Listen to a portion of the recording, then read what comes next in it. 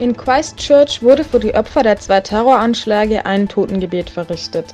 Der Präsident Neuseelands, Ardern, ordnete eine 2-minütige Schweigeminute an und aus Solidarität mit den Muslimen waren die Frauen angehalten, ein Kopftuch zu tragen. Der Präsident des East Turkestan Information Center, Karakash, äußerte sich dankbar und empfindet seine Geste als aufrichtig. Karakash: Nur wenn wir zusammenstehen, können wir den Terror beenden. So wie in Neuseeland werden auch Uiguren in Ostturkestan willkürlich verhaftet und getötet. Dabei spielt es keine Rolle, ob es sich um Staatsterror oder gruppenbezogenen Terror handelt.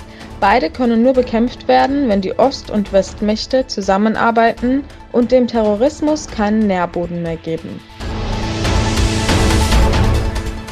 Der Besatzerstaat China sieht vor, europäische Diplomaten einzuladen, damit China Internierungslager, welche im Vorfeld für die Besucher geschönt werden, der Weltöffentlichkeit als harmlos präsentieren kann. Der Staat strebt an, die Besucher von einer harmlosen Situation zu überzeugen, deshalb sollen diese sich selbst von dem Wohlaufsein der Uiguren überzeugen. Wann und wohin die Diplomaten gebracht werden, ist bislang noch unbekannt, auch die Namen der Gesprächspartner sind noch nicht veröffentlicht. Wegen zahlreicher massiver Schädigungen der Umwelt klagen Albert del Rosario, ehemaliger Außenminister der Philippinen, und Morales, ehemaliger öffentlicher Hauptinspektor, den chinesischen Präsidenten wegen Bauarbeiten im südchinesischen Meer bei dem Internationalen Gerichtshof an.